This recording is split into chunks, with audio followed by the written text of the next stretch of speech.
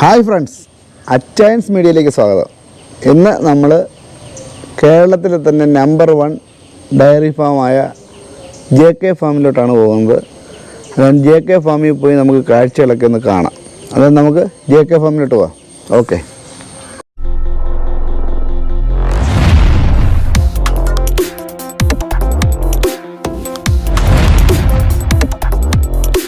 First ഗോശാലയാണ് ഇത്. 200 പശുക്കളെ ഇടാനുള്ള സ്ഥലം ഇതിനകത്തുണ്ട്. ഇപ്പം നമുക്ക് ഇവിടെ എത്ര പശുക്കളുണ്ട്? ഇപ്പം ഇതിനകത്തൊരു 140 പശുക്കളെ അത്രയും. ഇവരെല്ലാം ഓരോ ഗ്രൂപ്പ് വഴി ആയിട്ടാണ് തിരിച്ചാണ് നിർത്തിയിരിക്കുന്നത്. അതിൻ്റെ കാര്യങ്ങൾ എന്താണെന്ന് വെച്ച് കഴിഞ്ഞാൽ, ഒന്ന് പ്രധാനമായിട്ട് അവരുടെ ഫീഡിങ്. ഓരോ ഗ്രൂപ്പിനും ഓരോ ടൈപ്പ് ഫീഡാണ്. ഗ്രൂപ്പിന് ഓരോ ഫീഡാണ്. കാരണം അതവരുടെ പ്രൊഡക്ഷൻ അനുസരിച്ചാണ്. അതായത് ഒരു 20 ലിറ്റർ തൊട്ട് മുകളിലോട്ടുള്ള പശുക്കൾക്ക് ഒരു ഫീഡ്, ഡെലിവറി കഴിഞ്ഞ് വരുന്ന ആദ്യത്തെ 50 ദിവസം ഉള്ള പശുക്കൾക്ക് ഒരു ഫീഡ്, പിന്നെ പാല് 15 ലിറ്റർ ഉള്ളവർക്ക് വേറൊരു ഫീഡ്, 15 ലിറ്റർ ഒരു 8 ലിറ്റർ വരെ ഉള്ളവർക്ക് വേറൊരു ഫീഡ്. അതായത് 0 to 8, 8 to 15, 15 to 25 അങ്ങനെ ഓരോ ഗ്രൂപ്പ് വൈസ് തിരിച്ചിട്ടാണ് അവരെ ഫീഡ് നിശ്ചയിച്ചിരിക്കുന്നത്. അത് അതിനകത്ത് പ്രത്യേകത ഫീഡിനകത്തുള്ള ക്വാണ്ടിറ്റിയാണ്. ഈ മെറ്റീരിയൽസ് ഡിഫറൻസ് ഉണ്ട്. ഈ 0 to 50 കാവിങ് കഴിഞ്ഞ് വരുന്നവർക്കൊക്കെ നല്ല രീതിയിലുള്ള പ്രോട്ടീൻ ഫുഡ് അങ്ങനെയുള്ള കാര്യങ്ങളൊക്കെ കൊടുത്താലേ അവർക്ക് ആ പ്രസവ ശേഷമുള്ള ബുദ്ധിമുട്ടുകളിൽ നിന്നൊക്കെ റിക്കവർ ചെയ്യാൻ പറ്റുള്ളൂ. പിന്നെ ഹൈ ഈൽഡേഴ്സ്, അത്രയും പാൽ അവരുടെ ശരീരത്തിന് അത്രയും പാല് പോകുമ്പോൾ തീർച്ചയായിട്ടും ആ പാല് ബാക്കി അവരെ ഹെൽത്ത് റീറ്റെയിൻ ചെയ്യാനുള്ള ഫീഡ് നമ്മൾ കൊടുത്തിരിക്കണം. അല്ലെങ്കിൽ പിന്നെ അത് വേറെ ബുദ്ധിമുട്ടുകളോട്ട് അവരെ ഹെൽത്തിന് ബാധിക്കും. ഇവിടെ ഇപ്പം നമുക്ക് നിൽക്കുന്ന ഈ പശുക്കള് പിന്നെ ഏത് ഇനത്തിൽപ്പെട്ടതാണ്? ഇതെല്ലാം HF എന്ന് പറയുന്ന എല്ലാം ഒരു 95% HF. വളരെ റെയർ ആയിട്ടേ കാണാറുള്ളൂ ജേഴ്സി. സാധാരണ ഒരു ഫാമിൽ ചെന്ന് കഴിഞ്ഞാൽ പല ടൈപ്പ് പശുക്കൾ കാണും. പാലിന്റെ കൊഴുപ്പും അങ്ങനെയുള്ള അതങ്ങനെയാണ്. യഥാർത്ഥത്തിൽ നമ്മൾ HF-നെ റീറ്റെയിൻ ചെയ്ത് എന്തിനാന്ന് വെച്ചാൽ HF പശുക്കൾക്ക് പാലിന്റെ ഈൽഡ് വളരെ കൂടുതലാണ്, ക്വാണ്ടിറ്റി കൂടുതലാണ്. പക്ഷേ ജെഴ്സി പശു ആണെങ്കിൽ അത്രയും ക്വാണ്ടിറ്റി കിട്ടത്തില്ല, പക്ഷേ പാലിന്റെ ഫാറ്റ് കൂടുതലാണ്. അപ്പം മിക്സ് ചെയ്ത് നിർത്തുന്നതാണ് എന്തുകൊണ്ടും നല്ലത്. കാരണം അതാകുമ്പം അവർക്ക് ക്വാണ്ടിറ്റിയും കിട്ടും, ഫാറ്റും കിട്ടും. ഇപ്പം നമുക്ക് ഫാറ്റ് എന്നുള്ളൊരു ഘടകം നമ്മൾ നോക്കേണ്ട കാര്യമില്ല. കാരണം നമ്മൾ ഓൾറെഡി നമ്മളെ പാലിൻ്റെ ഫാറ്റ് എങ്ങനെയാലും 4-ന് മുകളിൽ കിട്ടും. ശരി, ഇപ്പം പാല് സൊസൈറ്റികളിലൊക്കെ ഒഴിക്കുന്ന ആളുകളാണെന്നുണ്ടെങ്കിൽ അവർക്ക് ഈ പറയുന്ന ഒരു മിക്സഡ് പശുക്കളിൽ ഉണ്ടെങ്കിൽ അവർക്ക് ഫാറ്റ് അനുസരിച്ചാണ് അവർക്ക് വില നിശ്ചയിക്കുന്നത്. അപ്പം നമ്മളങ്ങനെയല്ല, നമ്മളൊരു വില നിശ്ചയിച്ചിട്ടുണ്ട്. ആ വിലയിൽ തീർച്ചയായിട്ടും പാല് സെയിൽ ചെയ്ത് പോകും. നമ്മുടെ പാല് സൊസൈറ്റി പോകുന്നില്ല.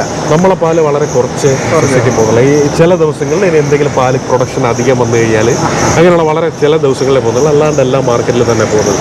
മാർക്കറ്റിൽ തന്നെ അത് കുറച്ച് റെഗുലർ കസ്റ്റമേഴ്സ് തന്നെ ഉണ്ടെന്ന് കുട്ടിക്കും. അങ്ങനെയാണ്. കാരണം നമുക്ക് അതിൻ്റെ ഒരു കാൽക്കുലേഷൻ നമുക്ക് ഏതാണ്ടൊക്കെ ശരിയാണ്. അതായത് ഇപ്പം ഒരു ദിവസം എത്ര പാക്കറ്റ് അടിക്കണമെന്ന്. കാരണം എല്ലാം റെഗുലർ കസ്റ്റമേഴ്സാണ്. അതുകൊണ്ട് കടക്കാരെടുത്ത് വെക്കുന്നത് അതുപോലുള്ള റെഗുലർ ക്വാണ്ടിറ്റിയാണ്. ചിലപ്പോൾ ഒരു 5 പാക്കറ്റ് 10 പാക്കറ്റ് അങ്ങോട്ടോ ഇങ്ങോട്ടോ ഉണ്ടെങ്കിൽ എത്രയേ ഉള്ളൂ. അതുകൊണ്ട് അങ്ങനെ പാല് നമുക്ക് ഓൾറെഡി ഒരു മാർക്കറ്റ് ഉണ്ട്, തുടക്കം മുതലേ ഉണ്ട്. കാരണം ഫ്രഷ് മിൽക്ക് ആഗ്രഹിച്ച് മേടിച്ച് അത് ഉപയോഗിച്ച് അതിൻ്റെ ടേസ്റ്റ് പിടിച്ച് ഒക്കെയുള്ള കുറച്ച് കസ്റ്റമേഴ്സ് ഉണ്ട്. ഞാൻ നേരത്തെ പറഞ്ഞു ഉപയോഗിക്കുകയാണ്. കാരണം അതിൻ്റെ ഒരു റിയാലിറ്റി എന്ന് പറയുന്നത് നമ്മൾ ഒരു പ്രൈസ് ഒരു കുറച്ച് വർദ്ധിപ്പിച്ചിട്ട് പോലും അവരും നമ്മളെ വിട്ടുപോയിട്ടില്ല. അവരൊക്കെ അതേപോലെ തന്നെ നമ്മളെ പാല് തന്നെ യൂസ് ചെയ്യുന്നുണ്ട്. നമ്മളെ പാല് ഈ കുട്ടികളുള്ള വീടുകളിൽ അങ്ങനെയൊക്കെ കുറച്ചധികം പേര് റെഗുലറായിട്ട് അത് യൂസ് ചെയ്യുന്നുണ്ട്. അതുകൊണ്ട് അങ്ങനെ ഒരു പിന്നെ സാധാരണ ചെയ്യുന്ന ആളുകൾ ചെയ്യുന്ന പോലെ അത്രയും കൊമേഴ്ഷ്യലായിട്ടുള്ള മാർക്കറ്റിംഗ് നമ്മൾ ചെയ്തിട്ടില്ല. അഡ്വർടൈസ്മെൻ്റ് ആയാലും പിന്നെ ഡയറക്റ്റ് മാർക്കറ്റിങ്ങിന് ആളായാലും അങ്ങനെ ചെയ്തിട്ടില്ല. ഇത് അറിഞ്ഞു വരുന്നവരുണ്ട്, പറഞ്ഞു വരുന്നവരും ഉണ്ട്. പിന്നെ നേരത്തെ യൂസ് ചെയ്യുന്നവരുണ്ട്. ഈ പാൽ നമുക്ക് ഔട്ട്ലെറ്റ് ആയിട്ട് നമുക്ക് 2 ഔട്ട്ലെറ്റ് ഉണ്ട്. കൊല്ലത്ത് 2 ഔട്ട്ലെറ്റ് ഉണ്ട്. അതൊന്ന് തേവള്ളി രാമവർമ്മ ക്ലബിൻ്റെ അടുത്തും, ഒന്ന് കളക്ടറേറ്റിൻ്റെ അവിടെ. ഇവിടെ വന്ന് പാൽ അങ്ങനെ നമ്മളിവിടുത്തെ ലോക്കൽ സെയിൽ യഥാർത്ഥത്തിൽ ഇല്ല. യഥാർത്ഥത്തിൽ ഈ നമ്മളെ ഈ ഫാമിലേക്ക് പൊതുവെ നമ്മൾ ആളുകളെ പ്രവേശിക്കാറില്ല. കാരണം ആളുകൾ പല സ്ഥലങ്ങളിൽ പോയിട്ട് വരുന്നവരായിരിക്കും. അപ്പോൾ അതുകൊണ്ട് തന്നെ പൊതുവേ നമ്മളങ്ങനെ സോർട്ട് ചെയ്തിട്ട് ആളുകളെ മീൻസ് ആളുകൾ കയറ്റുന്ന ഫിൽറ്റർ ചെയ്തിട്ടൊക്കെ കയറ്റാറുള്ളൂ.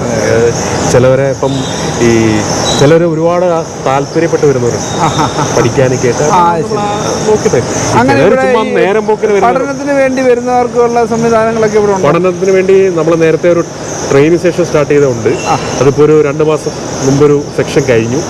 അപ്പോൾ അതിൽ ഈ ഫാം തുടങ്ങാൻ ആഗ്രഹിക്കുന്നവരും ഈ ഫാം നിലവിലുള്ളവരും അവർക്കൊക്കെ പഠിക്കാനായിട്ട് കർഷകർക്ക് വേണ്ടിയുള്ള പഠിക്കാനായിട്ട് ഉള്ളൊരു ട്രെയിനിങ് പ്രോഗ്രാം നടക്കുന്നുണ്ട്. അത് നിങ്ങൾ പബ്ലിഷ് ചെയ്യും എങ്ങനെ? അത് നമ്മളിപ്പോൾ സ്റ്റാർട്ടപ്പ് എന്നുള്ള രീതിയിൽ ഒരു പ്രാവശ്യം ചെയ്തുള്ളൂ. നെക്സ്റ്റ് ഇനി നമ്മൾ അതിൻ്റെ ടൈം നോക്കി നമ്മുടെ സൗകര്യവും നോക്കി അതിന് നല്ല ട്രെയിനേഴ്സിനെ, ഇപ്പം നമ്മൾ മാത്രം ട്രെയിൻ ചെയ്താൽ പോരല്ലോ, അപ്പോൾ അതിന് നല്ല എക്സ്പെർട്ട് ആളുകൾ അന്നൊക്കെ വന്നിരുന്നു. അപ്പോൾ അവരുടെ അവൈലബിലിറ്റി ഒക്കെ നോക്കിയിട്ട് നമ്മളത് ഒരു ഡേറ്റ് ഡിക്ലെയർ ചെയ്യും. ഇങ്ങനെ ചെയ്യുന്നത്. ഇത് നിലവിലെ ഇപ്പം അതിവിശാലമായ ഒരു ഫാമാണ്. എനിക്ക് തോന്നുന്നത് കേരളത്തിൽ തന്നെ ഒരു നമ്പർ 1 ഹൈടെക് ഫാമാണെന്ന് തോന്നുന്നു. കാരണം ഇവിടെ വരുമ്പോൾ നമ്മൾ കാണുന്നത് പറഞ്ഞാൽ ഒരു ഇംഗ്ലീഷ് ചാനലിൽ കാണുന്ന ഒരു പ്രതീതിയാണ്. നമ്മൾ വേറെ ഞാൻ പലയിടത്തും വീഡിയോ എടുക്കാൻ പോകുന്നുണ്ട്, പക്ഷെ ഇങ്ങനെയുള്ള ഒരു സെറ്റപ്പ് കണ്ടിട്ടില്ല. ഇപ്പം തന്നെ നിലവിൽ ഇതിന് നല്ല ഈ റൂഫ് ഭയങ്കര ഹൈറ്റിലാണ്. ഇതൊക്കെ എന്തോ ഉദ്ദേശിച്ചായിരിക്കും? ഇതെല്ലാം ആക്ച്വലി നേരത്തെ പറഞ്ഞ യൂറോപ്യൻ രീതിയിൽ തന്നെയാണ് ചെയ്തേക്കുന്നത്. ഇത് നമുക്ക് ഫാം ഓട്ടോമൈസ് ചെയ്തേക്കുന്ന ഡിലാവൽ എന്ന് പറയുന്ന കമ്പനിയാണ്. അവരാണ് വേൾഡിൽ നമ്പർ 1 ഫാമിങ്ങിലുള്ള കമ്പനി.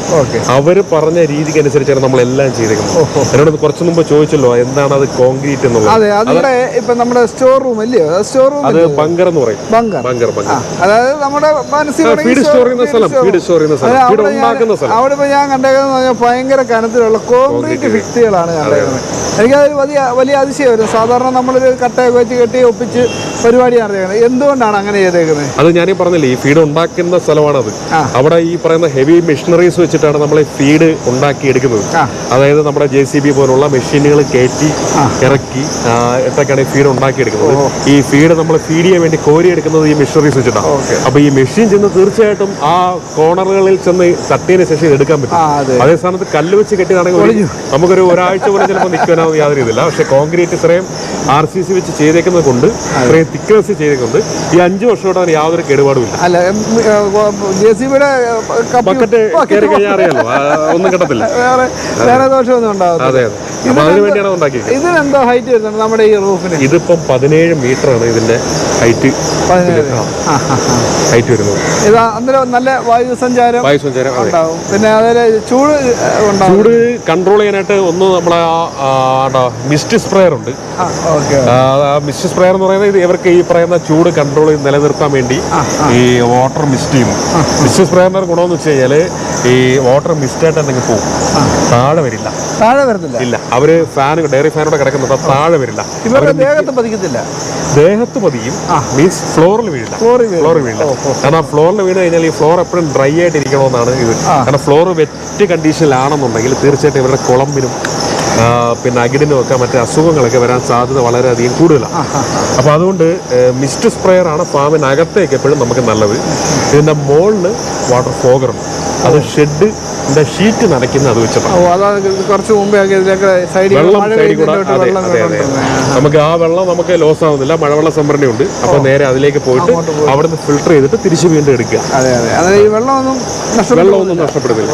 വെള്ളം അതേ പൊതുവെ മൊത്തം ഇവിടെ സ്റ്റാഫുകളുടെ എണ്ണം കുറച്ച് മെക്കനൈസ്ഡ് ആണ്. കാരണം അല്ലെങ്കിൽ തന്നെ ഈ ഷെഡ് എന്ന് പറയുന്നത് 85 മീറ്ററാണ് ഇതിന്റെ ലെങ്ത്. അപ്പോൾ ഇത്രയും വലിയൊരു ഷെഡ് ക്ലീൻ ചെയ്യാനായിട്ട് നിങ്ങൾ തന്നെ നോക്കുക. ഇത്രയും പശുക്കൾ നിൽക്കുമ്പോൾ എത്ര പേരുടെ ആവശ്യം? റെഗുലറായിട്ട് ഇതിനകത്ത് എപ്പോഴും എത്ര? ആക്ച്വലി ഇപ്പോഴത്തെ ഈ കണ്ടീഷനിൽ ഒരാൾ മതിയില്ലേ? ഒരാള് ഒരു ദിവസം ഒരു 2 മണിക്കൂർ സ്പെൻഡ് ചെയ്ത് കഴിഞ്ഞാൽ ഈ ഷെഡ് നല്ല ബ്യൂട്ടിഫുൾ ആയിട്ട് ഇടാം. കാരണം ബാക്കിയെല്ലാം മെക്കനൈസ്ഡ്, ബാക്കിയെല്ലാം സംവിധാനങ്ങളാണ് ഇവിടെ ഉള്ളത്. പറയാനുള്ള പാർലറാണ്. പാർലർ 16 പശുക്കൾ അറ്റ് എ ടൈം കറക്കാൻ പറ്റുന്ന പാർലറാണ്.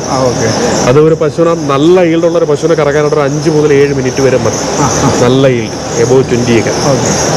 പാർലറാണ് ഏറ്റവും വലിയ ഹൈലൈറ്റ് ചെയ്ത് കറി. പാർലർ പൊതുവെ കേരളത്തിലേക്ക് വളരെ റെയറാണ്. ചിലപ്പോൾ 1-2 കണ്ടാലായി, അത്രേ ഉള്ളൂ. പിന്നെ മെഷീൻസ് ആയിട്ടുള്ള ഡങ് സ്ക്രാപ്പർ, ഈ കാണുന്നതാണ് ഡങ് സ്ക്രാപ്പർ. അത് എന്ന് പറയുന്നത് വർക്ക് ചെയ്യുന്ന ഓട്ടോമാറ്റിക് ആണ്. അത് ടൈം സെറ്റ് ചെയ്ത് കഴിഞ്ഞാൽ ആ ടൈം ആകുമ്പോൾ അത് ഓട്ടോമാറ്റിക് സ്റ്റാർട്ട് ആവും. അതിന്റെ എൻഡ് എത്തുമ്പോൾ അത് സ്റ്റോപ്പ് ആവും. അതാണ് എന്റെ വർക്കിംഗ്. അത് ഈ ഫ്ലോറിൽ കിടക്കുന്ന എല്ലാം ക്ലീൻ ചെയ്ത് ഇത് സ്ക്രാപ്പ് ഓടിയതിന് ശേഷമുള്ള ഇതാണ് ഈ കാഴ്ച വേണ്ടി കാണുന്നത്. പിന്നുള്ളത് അത് കണ്ടോ, കൗ ബ്രഷ് ആണ്. നമ്മൾ കുളിപ്പിക്കാറില്ല, പശുവിനെ കുളിപ്പിക്കാറില്ല. കുളിപ്പിക്കാത്തതിന്റെ 2 കാര്യമാണ്. ഒന്ന്, കൂടുതൽ രോഗങ്ങൾ വെള്ളത്തിലൂടെയാണ് പകരുന്നത് എന്നുള്ളൊരു ട്രെൻഡുണ്ട്. എന്താ ചോദിക്കാൻ പണ്ട് കാലത്ത് നമ്മളെ വീടുകളിൽ തൊട്ടിക്കൊണ്ടല്ലേ കുളിപ്പിക്കുന്നത്, അതും ശരിയാണ്. പക്ഷേ ഞാൻ പറഞ്ഞല്ലോ ഇതെല്ലാം ഒരു യൂറോപ്യൻ രീതിയിൽ അനുകരിച്ച് പോകുന്നുള്ളതാണ്. കുളിപ്പിക്കാറില്ല. രണ്ട്, നമ്മൾ അങ്ങനെ വെള്ളം കുളിപ്പിക്കാനെടുത്താൽ നമുക്ക് വെള്ളത്തിന് സോഴ്സ് ഉണ്ട്, പക്ഷേ വേസ്റ്റ് വെള്ളം നമുക്ക് മാനേജ് ചെയ്യാൻ പറ്റത്തില്ല. ഇതാകുമ്പോൾ അവർ വന്ന് ബ്രഷ് ഓട്ടോമാറ്റിക്കലി ഈ കുളിപ്പിക്കുന്ന അതേ രീതിയിൽ ക്ലീൻ ആവും. അതേ രീതിയിൽ ക്ലീൻ ആവും. അവരെ ചെന്ന് നിൽക്കുകയും ചെയ്തു. അവരിപ്പോൾ പുതിയ പശുക്കളൊക്കെ ആണെങ്കിൽ പോലും അവർക്കൊരു ഏതാണ്ട് ഒരു 5 ദിവസത്തിനകത്ത് വെച്ച് അവർക്ക് ശീലവും. അതുകൊണ്ട് അവർ ഓരോരുത്തരായിട്ട് പോയി നിന്ന് ഒരാൾ മാറുമ്പോൾ അടുത്ത ആൾ പോയി നിൽക്കും. അത് ഓട്ടോമാറ്റിക് സെൻസറാണ്. അത് പശുക്കളെ വന്ന് നിൽക്കുമ്പോൾ തന്നെ അത് കണ്ടോ, നമ്മൾ ആരും മാനുവലി ഒന്നും ചെയ്യേണ്ട ആവശ്യമില്ല. ചെന്ന് നിൽക്കുമ്പോൾ തന്നെ അത് ഓട്ടോമാറ്റിക്കലി റണ്ണായിക്കോളും. അതുകൊണ്ട് അതിന് വേറെ കുളിപ്പിക്കൽ എന്നുള്ളൊരു കാര്യം നമ്മൾ വേണ്ട. പിന്നെ ഉള്ളത് വാട്ടർ ട്രഫാണ്. ഈ കാണുന്നതാണ് വാട്ടർ ട്രഫ്. വാട്ടർ ട്രഫ് എന്ന് പറയുന്നത് നമ്മുടെ വെള്ളം ഓട്ടോമാറ്റിക് അതിനകത്ത് ഫില്ലായിക്കൊണ്ടിരിക്കും. വെള്ളം കുടിക്കുന്നതനുസരിച്ച് കഴിയുന്നതനുസരിച്ച് വെള്ളം ഓട്ടോമാറ്റിക്കലി ഫില്ലായിക്കൊണ്ടിരിക്കും. അത് മെക്കാനിസം സിമ്പിളാണ്. നമ്മുടെ ഫ്ലഷ് ടാങ്കിൻ്റെ ആ ഒരു മെക്കാനിസമാണ്. പക്ഷേ അതിനോട് യൂസ് ചെയ്ത മെറ്റീരിയൽ വളരെ ക്വാളിറ്റി ഉള്ളതും കോസ്റ്റ്ലി ആയിട്ടുള്ള മെറ്റീരിയൽ. കാരണം പശുക്കളാണ്, 10-500 കിലോ ഉള്ള ഇവർ ചെന്ന് ഇടിച്ചാൽ പോലും ഒന്നും സംഭവിക്കാത്ത രീതിയിലുള്ള മെറ്റീരിയലാണ് അത് യൂസ് ചെയ്തിരിക്കുന്നത്. അതുകൊണ്ട് തന്നെ അത് അല്പം കോസ്റ്റ്ലിയാണ്. പിന്നെ നമ്മുടെ ഫുഡിങ് പരിപാടിയൊക്കെ എങ്ങനെ? ഫീഡിംഗ് എന്ന് പറയുന്നത് നമ്മൾ കൊടുക്കുന്ന സൈലേജാണ്. ചോളം സൈലേജാണ് കൊടുക്കുന്നത്. പ്രധാനമായിട്ട് കൊടുക്കുന്ന ചോളം സൈലേജാണ്. പിന്നെ അതിൻ്റെ കോൺസെൻട്രേറ്റ്സ് എന്ന് പറയുന്നത് നമ്മൾ ഈ പെല്ലറ്റ്സ് ഉണ്ടാക്കാനുള്ള റോ മെറ്റീരിയൽസ് മേടിച്ച് നമ്മൾ ഒരു ന്യൂട്രീഷൻ്റെ സഹായത്തോടെ പശുക്കളെ വന്ന് മനസ്സിലാക്കി ന്യൂട്രീഷൻ്റെ സഹായത്തോടെ നമ്മൾ ഓരോ ഗ്രൂപ്പിന് ഓരോ പശുക്കൾക്ക് എന്താണ് കൊടുക്കേണ്ടതെന്നുള്ളത് തീരുമാനിച്ചിട്ടുണ്ട്. അതനുസരിച്ചാണ് കൊടുക്കുന്നത്. പെല്ലറ്റ്സ് കൊടുത്തിട്ടൊന്നും നമുക്ക് ഒരിക്കലും ഒരു കൊമേഴ്ഷ്യലി ഫീഡിങ് കോസ്റ്റ് കുറവായിരിക്കും. പക്ഷേ അവരുടെ ഹെൽത്തും അവരുടെ ഈൽഡും നമുക്ക് എക്സ്പെക്ട് ചെയ്യാൻ പറ്റത്തില്ല. അതുകൊണ്ട് നമ്മൾ ആ റോ മെറ്റീരിയൽസ് മേടിച്ച് അതനുസരിച്ച് നമ്മൾ കൊടുക്കും. അതാകുമ്പോൾ നമുക്ക് കുറച്ച് ഗ്യാരണ്ടി ഉണ്ട് പ്യുവർ ഫീഡിങ് ചെയ്യാന്നുള്ളത്. ഫീഡിംഗ് ഒക്കെ എങ്ങനെ? ഹാൻഡ് ഫീഡിംഗ് ആണോ അതോ? അല്ലല്ല, ഫീഡിംഗ് എല്ലാം TMR ഫീഡ് ചെയ്യാം. TMR ആണ് ഫീഡ് ചെയ്യുന്നത്. ഓരോ ഗ്രൂപ്പ് വൈസ് TMR ഫീഡ് ചെയ്യും. ഞാൻ പറഞ്ഞല്ലോ, ഒരു ഗ്രൂപ്പിൽ ഒരു 50 പശു ഒരു ഗ്രൂപ്പിലുണ്ടെങ്കിൽ ആ 50 പശുക്കൾക്കായിട്ട് ഒരു സ്പെസിഫൈഡ് ഫീഡ് പറഞ്ഞിട്ടുണ്ട്. അത് ഒരു പക്ഷേ ഒരു 1000 കിലോ ആയിരിക്കും. സൈലേജും കോൺസെൻട്രേറ്റ് എല്ലാം ചേർന്ന് ആ 1000 കിലോ 50 പശുക്കൾ നിൽക്കുന്ന സ്ഥലത്തോണ്ട് ഡിസ്പോസ് ചെയ്ത് ഇടും. ഇത് നമ്മൾ ഗോശാല 1 ആണ് അത് കണ്ടത്. ഇത് ഗോശാല 2 ആണ്. ഇവിടുത്തെ പ്രത്യേകത എന്ന് പറഞ്ഞാൽ നമുക്കൊന്ന് നോക്കാം. ഈ ഗോശാലയുടെ പ്രത്യേകത എന്തോ? ഇതിൽ ഇട്ടേക്കുന്നത് കുട്ടികളെയും പിന്നെ നമുക്ക് പ്രസവിക്കാൻ ലാസ്റ്റ് 21 ദിവസം ആയ പശുക്കൾക്ക് നമുക്ക് പ്രത്യേക കെയർ കൊടുക്കണം. എല്ലാ കാര്യങ്ങളിലും അവർ ഫുഡിലായാലും അവർ നിൽക്കുന്ന സ്ഥലമായാലും അവർക്ക് ഇതിപ്പോൾ കാവിങ് ഏരിയയാണിത്. അവരൊക്കെ കാവ്യാനുള്ള സ്ഥലമാണിത്. ഇവിടെ എപ്പോഴും ഡ്രൈ ആയിട്ടും ക്ലീൻ ആയിട്ടും കിടക്കണമെന്നാണ്. ഇത് അവർ പറയുന്ന ലാസ്റ്റ് 21 ദിവസം അവർക്ക് നിൽക്കാനുള്ള സ്ഥലമാണിത്. അവർക്ക് കുടിക്കാനുള്ള വെള്ളം, കിടക്കാൻ മാറ്റ് ഒക്കെ ആയിട്ട് അവർക്കൊരു പ്രത്യേക പരിഗണന അവർക്ക് കൊടുത്തിരിക്കണം. കാരണം ആ പരിഗണന ഉണ്ടെങ്കിൽ മാത്രമേ ഉള്ളൂ അവർ ആഫ്റ്റർ കാവിങ് വരുമ്പോഴത്തേക്ക് അവർക്ക് നമുക്ക് റിസൾട്ട് ഉണ്ടാകുന്നു. മിൽക്ക് ഈൽഡായാലും എല്ലാ റിസൾട്ട് ഉണ്ടാകുന്നു.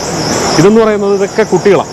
ഇതൊക്കെ ഒരു 9 മാസം മുതൽ 1.5 വയസ്സ് വരെയുള്ള കുട്ടികളാണ്. നേഴ്സറിയാണ് ഇതെല്ലാം കുട്ടികളാ. ഇവര് കറവയുള്ളവരല്ല. ഇവരാരും കറവക്കാരല്ല. ആ ഷെഡില്ല. അത് ശരി. ഇവര് ചെനയായവരാണ്. ഇവരെല്ലാം ഇനി ഉടനെ കാവിങ് നടക്കാനുള്ളവരാണ്. അതായത് ഒരു മാക്സിമം ഒരു 21 ദിവസത്തിനകത്ത് ഇവരുടെ എല്ലാം ഡെലിവറിക്ക് ഉള്ളവരാ. പിന്നെ ഇതിൽ ഡെലിവറി കഴിഞ്ഞ് 5 ദിവസം വരെ ഇവിടെ നിൽക്കും. ഈ കാണുന്നത് ഒരു 6 മുതൽ 9 മാസമായ കുട്ടികളാണ് ഈ നിൽക്കുന്നതെല്ലാം. അപ്പുറത്ത് കാണുന്ന 3 മുതൽ 6 മാസമായത്. അത് ഇവർക്ക് യഥാർത്ഥത്തിൽ ഇവരുടെ ഫീഡ് എന്ന് പറയുന്നത് പുല്ല് നമ്മൾ കട്ട് ചെയ്ത് ഉണക്കിയെടുക്കും. ഉണക്കിയെന്ന് മീൻസ് അത് വെയിലത്തിട്ട് ഉണക്കുന്നതല്ല. നമ്മൾ ഇപ്പം ഈ ഒരു ക്ലൈമറ്റിൽ, ഇങ്ങനെ ഒരു ക്ലൈമറ്റിൽ ഒരല്പം വാട്ടി ഒരു പരുവത്തിലാക്കി എടുക്കും. അതാണ് അവർക്ക് ബെസ്റ്റ്. കാരണം അവരുടെ വയറെന്ന് പറയും, അവർക്ക് കുറച്ച് ആരോഗ്യം ഉണ്ടാവാനുള്ള ഒരു ഫീഡാണ് അവർക്ക് ഈ പുല്ല്. പിന്നെ അവിടെ പെല്ലറ്റ് ഉണ്ട്. ഇതെന്ന് പറയുന്നത് കാഫ് സ്റ്റാർട്ടറാണ്.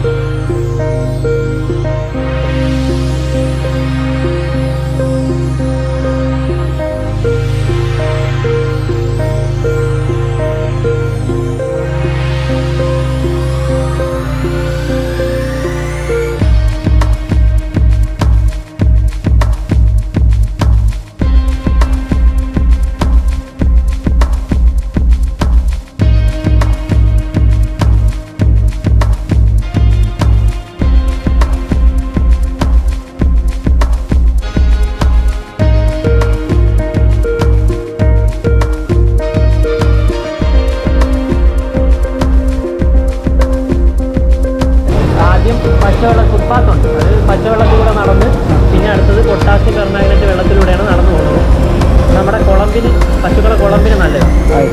നേരെ എന്നിട്ട് ഗോശാലയിലോട്ടാണ് പോകും. ഇവിടെ ഇറങ്ങി പച്ചവെള്ളത്തിൽ ചവിട്ടിയിട്ട് വെള്ളത്തിൽ ചവിട്ടി ഇന്നലെ അവരുടെ ഭാഗത്തിൽ നിന്ന് രോഗങ്ങൾ കുളമ്പ് രോഗങ്ങളോ ഒന്നും ഉണ്ടാകാൻ സാധ്യതയില്ല. ഇവർക്ക് ഇതിലേ പോകാൻ പറ്റും. വേറെ വഴിയൊന്നുമില്ല. ഇല്ല. ഇത് കഴിഞ്ഞ് നേരെ ചെല്ലുന്നത് തീറ്റ തിന്നാൻ വേണ്ടിയാണ്. കറ കഴിഞ്ഞ് ചെന്നോടനെ ഫുഡ് കിട്ടണമെന്നാണ്.